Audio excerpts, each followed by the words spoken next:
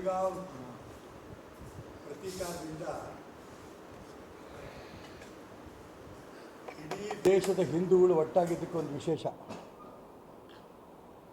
ಜೊತೆಗೆ 140 ಕೋಟಿ ಜನ ನರೇಂದ್ರ ಮೋದಿ ಜೊತೆಗೆ ಅವ್ರ ನಾಯಕತ್ವವನ್ನು ನಾವು ಒಪ್ಪಿದ್ದೇವೆ ಅನ್ನೋಂಥ ತುಂಬ ಸಂತೋಷ. ನಮ್ಮ ಸೈನಿಕರು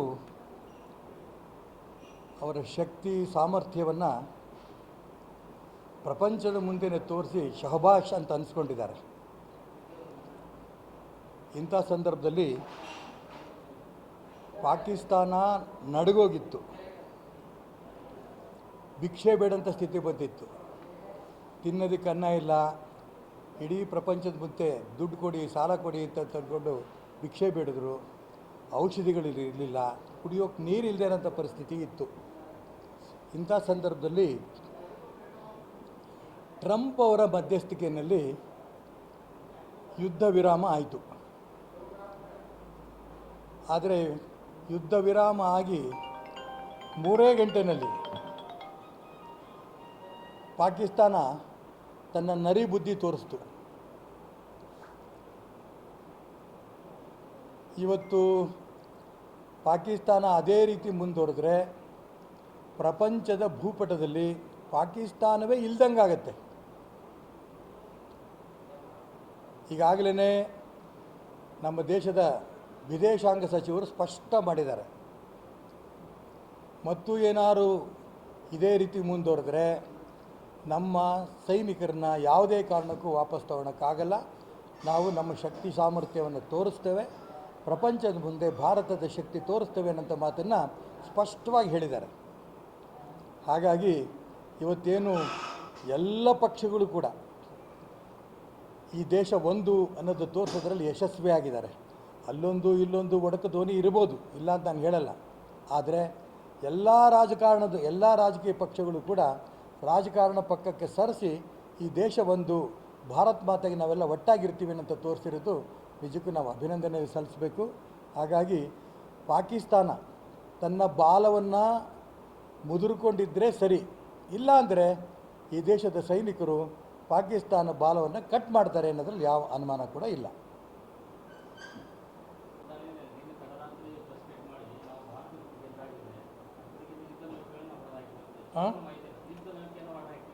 ಏನು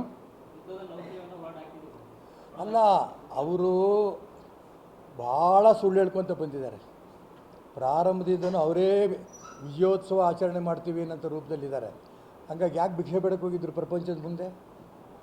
ಕುಡಿಯೋಕ್ಕೆ ನೀರಿಲ್ಲ ಅಂತ ನಿಮ್ಮ ಟಿ ವಿಗಳೆಲ್ಲ ನೋಡ್ತಾ ಇದ್ದಲ್ಲ ಪಾತ್ರೆಗಳು, ಅಂಥ ಸ್ಥಿತಿ ಯಾಕೆ ಬಂತು? ಔಷಧಿ ಇಲ್ಲ ಅಂಥ ಪರಿಸ್ಥಿತಿ ಯಾಕೆ ಬಂತು? ಹಾಗಾಗಿ ಭಾಳ ಸುಳ್ಳು ಹೇಳ್ಕೊತ ಬಂದಿದ್ದಾರೆ. ನಾನು ಅದಕ್ಕೋಸ್ಕರ ಹೇಳ್ತಾ ಇದ್ದೀನಿ, ನಮ್ಮ ದೇಶದ 26 ಜನ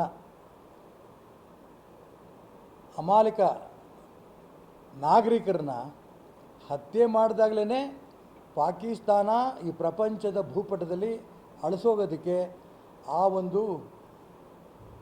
ಒಂದು ಶವದ ಪಟ್ಟಿಗೆಗೆ ಮೊದಲನೇ ಮೊಳೆ ಹೊಡೆದಂಗೆ ಅವತ್ತೇ ಆ 26 ಜನನ ಹತ್ಯೆ ಮಾಡಿದ್ರಲ್ಲ ಅಮಾಯಕರು, ಅವತ್ತೇ ಮೊದಲನೇ ಮಳೆ ಹೊಡೆದಂಗೆ. ಅದಾದ ನಂತರ ದೇಶದ ಸೈನಿಕರು ನುಗ್ಗಿದ್ದಾರೆ. ಆ ಒಂದು ನಮ್ಮ ದೇಶದ ಪ್ರಧಾನಮಂತ್ರಿ ದಿಟ್ಟ ಹೆಜ್ಜೆ ಇಟ್ಟರು. 2 ದಿನದಲ್ಲಿ ಆ ಒಂದು ಸಿಂಧೂ ನದಿಯ ಒಂದು ಏನು ಒಪ್ಪಂದ ಇತ್ತು ಅದನ್ನು ರದ್ದು ಮಾಡಿ, ಪಾಕಿಸ್ತಾನಕ್ಕೆ ನಾವು ನೀರು ಕೊಡಲ್ಲ, ಪಾಕಿಸ್ತಾನದ ಜೊತೆ ನಮ್ದು ಯಾವ ಸಂಬಂಧನೂ ಇಲ್ಲ, ಇದನ್ನು ಹೇಳಿ ಪ್ರಪಂಚದ ಮುಂದೆ ಭಾರತದ ಶಕ್ತಿಯನ್ನು ತೋರಿಸ್ಕೊಟ್ರು. ಹಂಗಾಗಿ ಇಡೀ ದೇಶ ಇವತ್ತು ಮೋದಿ ಜೊತೆ ನಿಲ್ಲೋದಕ್ಕೆ ಕಾರಣ ಅದೇನೆ. ಹಾಗಾಗಿ ಪಾಕಿಸ್ತಾನ ಇನ್ನೂ ನಾವು ಶಕ್ತಿಶಾಲಿಗಳಿದ್ದೇವೆ ಅನ್ನೋಂಥ ಪ್ರಯತ್ನ ನಡೆಸಿದ್ರೆ ಪ್ರಪಂಚದ ಮುಂದೆ ಆ ಪಾಕಿಸ್ತಾನ ಪ್ರಪಂಚದ ಭೂಪಟದಲ್ಲಿ ಇಲ್ಲ ಅನ್ನಂಗಾಗತ್ತೆ. ಸರ್, ಒಂದು ಕಡೆ ಈ ರೀತಿ ಯುದ್ಧ ನಡೀತಾ ಇದೆ. ಇವಾಗ ಕೆಲವೊಬ್ರು ಏನು ಅಂತಂದರೆ ಎಜುಕೇಟೆಡ್ ಪೀಪಲ್ಸ್ ಅಂತ ಅನಿಸ್ಕೊಳ್ಳೋರೆ ಏನು ಅಂತಂದರೆ ಇದೀಗ ಪಾಕಿಸ್ತಾನ ಪರವಾಗಿ ಪೋಸ್ಟ್ಗಳನ್ನು ಮಾಡಿದ್ರು ಮಾಡಿದ್ರೆ ವಿಜಯಪುರದ ಅಲ್-ಅಮೀನ್ ಕಾಲೇಜ್ನಲ್ಲಿ ಈ ರೀತಿ ಒಂದು ಘಟನೆ ಮಾಡಿದರು. ಕೆಲವರು ಪಾಕಿಸ್ತಾನ ಹೆಂಗೆ ನರಿ ಬುದ್ಧಿ ತೋರಿಸುತ್ತೋ, ಕೆಲವು ವ್ಯಕ್ತಿಗಳು ರಾಷ್ಟ್ರದ್ರೋಹಿಗಳಿದ್ದಾರೆ. ಹೊರಗಡೆ ರಾಷ್ಟ್ರದ್ರೋಹಿಗಳನ್ನ ಸೈನಿಕರು ಹೊಡೆದಾಕ್ತಾರೆ, ದೇಶದ ಒಳಗಿರೋಂಥ ರಾಷ್ಟ್ರದ್ರೋಹಿಗಳನ್ನು ರಾಷ್ಟ್ರಭಕ್ತರು ಗಮನಿಸ್ಬೇಕು. ಇದನ್ನು ದೇಶದ ಒಳಗಿರೋಂಥ ರಾಷ್ಟ್ರಭಕ್ತರು ರಾಷ್ಟ್ರದ್ರೋಹಿಗಳಿಗೆ ಗಮನಿಸಿ ಅವ್ರ ಬಗ್ಗೆ ಏನು ಕ್ರಮ ತಗೋಬೇಕು ಅನ್ನೋದನ್ನು ಕ್ರಮ ತಗೋಬೇಕು. ಅಲ್ಲ ಸರ್, ಕ್ರಮನೇ ಆಗಲ್ಲ, ಒಂದು FIR ಆಗುತ್ತೆ ಸರ್, ಅಷ್ಟಕ್ಕೆ ಮುಗಿದು ಯಾವ ರೀತಿ ಕ್ರಮ ಆಗಬೇಕು? ಈಗ ಏನಾಗುತ್ತೆ ಇವರೇ, ಏನಾಗುತ್ತೆ, ನಮ್ಮ ದೇಶದ ಸಂವಿಧಾನದಲ್ಲೇ ಆಗಿದೆ, ನಾವೇನು ಮಾಡೋ ಪರಿಸ್ಥಿತಿ ಇವತ್ತಿಲ್ಲ. ಆದರೆ ಇವತ್ತಿಲ್ಲ ನಾಳೆ ಈ ರಾಷ್ಟ್ರದ್ರೋಹಿಗಳಿಗೆ ಸರಿಯಾಗಿ ಬುದ್ಧಿ ಕಲಿಸೋ ದಿನ ಖಂಡಿತ ಬರುತ್ತೆ. ನೀವು ಹೇಳೋದು ಸತ್ಯ. ಎಂಥ ರಾಷ್ಟ್ರದ್ರೋಹಿ ಕೂಡ ಬಾಂಬ್ ಹಾಕಿದನ್ನೂ ಕೂಡ ಕೋರ್ಟಲ್ಲಿ ಇಡ್ತಿದ್ದಂಗೆ ಒಂದು 6 ತಿಂಗಳು, ವರ್ಷ, 2 ವರ್ಷಕ್ಕೆ ಬೇಲ್ ತೊಗೊಂಡು ಬಂದುಬಿಡ್ತಾರೆ. ಇಲ್ಲ ಅಂತ ನಾನು ಹೇಳಲ್ಲ.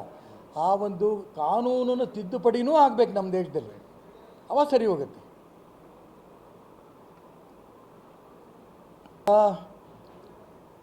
ಬಸವನ ಬಾಗೇವಾಡಿನಲ್ಲಿ ನಿಮಗೆ ಗೊತ್ತಿದೆ, ಕ್ರಾಂತಿವೀರ ಬ್ರಿಗೇಡು ನಮ್ಮ ನಿರೀಕ್ಷೆಗೆ ಮೀರಿ 1008 ಸಾಧು ಸಂತರ ಸಮಾವೇಶ ಮಾಡಿ ಅವರ ಪಾದಪೂಜೆ ಮಾಡಿ ಅದರ ಮುಖಾಂತರ ಉದ್ಘಾಟನೆ ಆಗಬೇಕು ಅಂತ ಹೊರಟಾಗ 1800ಕ್ಕೂ ಹೆಚ್ಚಿಗೆ ಸಾಧು ಸಂತರು ಬಂದರು. ಅವ್ರ ಪಾದಪೂಜೆ ಮಾಡಿ ಶುರು ಮಾಡಿದ್ದೀವಿ, ಯಶಸ್ವಿಯಾಗಿ ಒಂದು ಕಾರ್ಯಕ್ರಮ ಆಗಿದೆ. ಇದಾದ ನಂತರ ನಾವು ಅಲ್ಲಲ್ಲಿ ಹಿಂದೂಗಳಿಗೆ ಅನ್ಯಾಯ ಆಗಿರೋಂಥ ಜಾಗಗಳಿಗೆ ಹೋಗಿ ಬರ್ತಾಯಿದ್ದೀವಿ. ಮೊನ್ನೆ ಹಾವೇರಿ ಜಿಲ್ಲೆಯಲ್ಲಿ ಏನು ಒಬ್ಬ ಹಿಂದೂ ಹೆಣ್ಮಗಳನ್ನು ಒಬ್ಬ ಮುಸಲ್ಮಾನ್ ಪ್ರೀತಿ ಮಾಡಿದಾಗ ಮಾಡಿ ಅವಳಿಗೆ ಕೊನೆಗೆ ಕತ್ತಿಚಿಕ್ಕಿ ನದಿನಲ್ಲಿ ಬಿಸಾಕೋದನ್ನ ಬಗ್ಗೆ ದೊಡ್ಡ ಮೆರವಣಿಗೆ ಮಾಡಿ ಸರ್ಕಾರಕ್ಕೆ ಒತ್ತಾಯ ಮಾಡಿ ಅವ್ರಿಗೆ 5 ಲಕ್ಷ ಪರಿಹಾರ ಕೂಡ ಬಂದಿದೆ. ಇನ್ನೂ ಹೆಚ್ಚಿನ ಪರಿಹಾರ ಕೊಡಬೇಕು ಅನ್ನೋಂಥ ಒಂದು ಹೋರಾಟ ಮಾಡಿದ್ದೇವೆ. ಇದಾದ ನಂತರ ಸುಹಾಸ್ ಕೊಲೆ ಏನಾಯಿತು ಮಂಗಳೂರಿನಲ್ಲಿ, ಅಲ್ಲೂ ಕೂಡ ನಾವು ಹೋಗಿ ಅವರ ಕುಟುಂಬಕ್ಕೆ ಸಾಂತ್ವನ ಹೇಳಿ ಅಲ್ಲೂ ಕೂಡ ಹಣ ಕೊಟ್ಟು ಬಂದಿದ್ದೀವಿ. ಅದನ್ನು NIAಗೆ ಕೊಡಬೇಕು ಅಂತ ರಾಜ್ಯ ಸರ್ಕಾರಕ್ಕೆ, ಕೇಂದ್ರ ಸರ್ಕಾರಕ್ಕೆ ಆಗಲೇ ನಾವು ಒತ್ತಾಯಪಡಾಗಿ ಮಾಡಿದ್ದೇವೆ. ಈ ರೀತಿ ಹಿಂದೂಗಳಿಗೆ ಎಲ್ಲೆಲ್ಲ ಅನ್ಯಾಯ ಆಗುತ್ತೆ ಆ ದಿಕ್ಕಲ್ಲಿ ಹೋಗಿ ಎಲ್ಲ ಪ್ರಯತ್ನ ನಡೆಸ್ತಾ ಇದ್ದೀವಿ. ಇವತ್ತು ಮಧ್ಯಾಹ್ನ 4 ಗಂಟೆಗೆ ಜಕನೂರು, ಜಮಖಂಡಿ ಹತ್ತಿರಂಥ ಜಕನೂರಲ್ಲಿ ಬಾಗಲಕೋಟೆ ಮತ್ತು ಬಿಜಾಪುರ ಜಿಲ್ಲೆಯ ಎಲ್ಲ ಪದಾಧಿಕಾರಿಗಳು ಕೂಡ ಅಲ್ಲಿ ಒಟ್ಟಿಗೆ ಸೇರಿ ಮುಂದಿನ ಕಾರ್ಯಯೋಜನೆಗಳನ್ನು ನಾವು ಮಾಡಲಿದ್ದೇವೆ.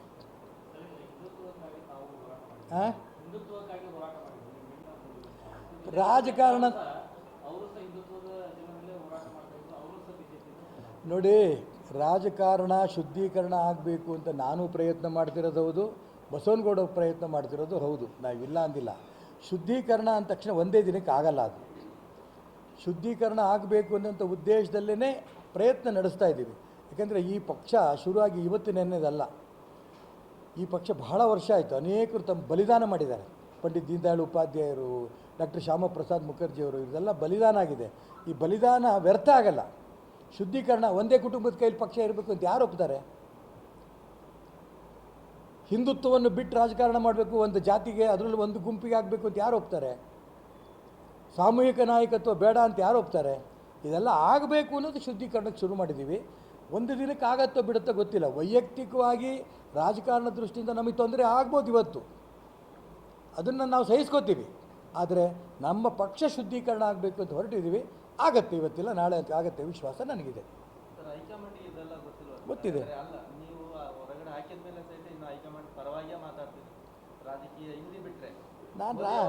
ನಾನು ಇದು ಮೋದಿಯವ್ರನ್ನ ಹೊಗಳೋದಕ್ಕೆ, ಮೋದಿ ಎಂಥ ರಾಜಕಾರಣದಲ್ಲಿ ಕೈ ಹಾಕೋ ವ್ಯಕ್ತಿ ಅಲ್ಲ. ಮೋದಿ ಒಂಥರ ವಿಶ್ವನಾಯಕ. ಈ ಸಣ್ಣ ಕೆಟ್ಟ ರಾಜಕಾರಣ ಮಾಡೋದು ಅವ್ರಿಗೆ ಗೊತ್ತಿಲ್ಲ. ಅರ್ಥ ಆಗುತ್ತೆ ಇವತ್ತೆಲ್ಲ ನಾಳೆ ಏನೇನು ನಾವು ಮಾಡ್ತಾ ಇದ್ದೀವಿ ಅನ್ನೋದು ಅವ್ರಿಗೂ ಖಂಡಿತ ಅರ್ಥ ಆಗುತ್ತೆ. ನಾನು ಹೇಳಿದ್ನಲ್ಲ, ಒಂದು ಹಂತದಲ್ಲಿ ಶುದ್ಧೀಕರಣ ಒಂದೇ ಹಂತದಲ್ಲಿ ಮುಗಿಯಲ್ಲ, ಒಂದು ದಿನಕ್ಕೆ ಮುಗಿಯಲ್ಲ. ಆಗತ್ತೆ, ಶುದ್ಧೀಕರಣ ಆಗಬೇಕು ಅಂತ ಹೊರಟಿದ್ದೀವಿ, ಶುದ್ಧೀಕರಣ ಆಗೇ ಆಗುತ್ತೆ. ಗೊತ್ತಿಲ್ಲ, ನಾನು ಅಲ್ಲಿ ಹೇಳಿದೆ, ನಾನು ಹೇಳಿಲ್ಲ, ಗೊತ್ತಿಲ್ಲ. ಅದಕ್ಕೊಂದು ವ್ಯವಸ್ಥೆ ಇದೆ. ರಾಷ್ಟ್ರೀಯ ಅಧ್ಯಕ್ಷರಿದ್ದಾರೆ, ರಾಷ್ಟ್ರೀಯ ಅಧ್ಯಕ್ಷ ಪಕ್ಷ ನೋಡ್ತಾರೆ ಅಂತ ಸಂದರ್ಭದಲ್ಲಿ ರಾಷ್ಟ್ರದ ಪ್ರಧಾನಮಂತ್ರಿ ವಿಶ್ವನಾಯಕ, ಅದಕ್ಕೆ ಅವ್ರು ಕೈ ಹಾಕಲ್ಲ. ಅವ್ರು ಮಾಡ್ತಾರೆ ಅನ್ನೋಂಥ ನಂಬಿಕೆಯಲ್ಲಿ ಇದ್ದಾರೆ. ಆಗ್ಬೋದು ಅಂತ ವಿಶ್ವಾಸದಲ್ಲಿ ಅವರು ಇದ್ದಾರೆ, ನಾನು ಇದ್ದೀನಿ. ಹ್ಞೂ ಸರ್, ನಾನು ಹೇಳ್ತೀನಲ್ಲ, ಇದು ನಾನು ಅದಕ್ಕೆ ಹೇಳ್ತೇನೆ, ತೆಗೆಯೋದು ಯಾಕೆ ಅನ್ನೋದನ್ನು ಕೂಡ ಪ್ರಶ್ನೆ ಇದೆ. ಆ ಯಾಕೆ ತೆಗೆದ್ರು ಅನ್ನೋದು ಚರ್ಚೆ ಆಗಬೇಕು ಅನ್ನೋಂಥ ಉದ್ದೇಶಕ್ಕೆ ನಾನು ನಿಂತಿದ್ದು. ಚುನಾವಣೆ ನಾನು ನಿಲ್ದಿದ್ದರೆ ಯಾಕೆ ಇವರು ಚುನಾವಣೆ ನಿಂತರು ಅನ್ನೋಂಥ ಚರ್ಚೆಗಳು ಬರ್ತಿತ್ತಾ? ಇವತ್ತು ಚರ್ಚೆ ಬಂದಿದೆ, ಇವತ್ತಿಲ್ಲ ನಾಳೆ ಶುದ್ಧೀಕರಣ ಆಗುತ್ತೆ, ಈ ವಿಶ್ವಾಸ ನನಗಿದೆ. ಇಲ್ಲ, ಯತ್ನಾಳ್ ಗೊತ್ತಿಲ್ಲ ನನಗೆ. ನಾನಂತೂ ಯಾವುದೇ ಕಾರಣಕ್ಕೂ ಹೊಸ ಪಕ್ಷ ಕಟ್ಟಲ್ಲ. ಹಿಂದುತ್ವದ ಒಂದೇ ಒಂದು ಪಕ್ಷ ಈ ಪ್ರಪಂಚದಲ್ಲಿರೋದು ಭಾರತೀಯ ಜನತಾ ಪಾರ್ಟಿ ಒಂದೇ. ಈ ಪಕ್ಷ ಬಿಟ್ಟು ನಾನು ಯಾವುದೇ ಕಾರಣಕ್ಕೂ ಕುತ್ತಿಗೆ ಕೊಯ್ದರೂ ಬೇರೆ ಪಾರ್ಟಿಗೆ ಹೋಗಲ್ಲ, ಬೇರೆ ಪಾರ್ಟಿ ಕಟ್ಟಲ್ಲ. Yes sir.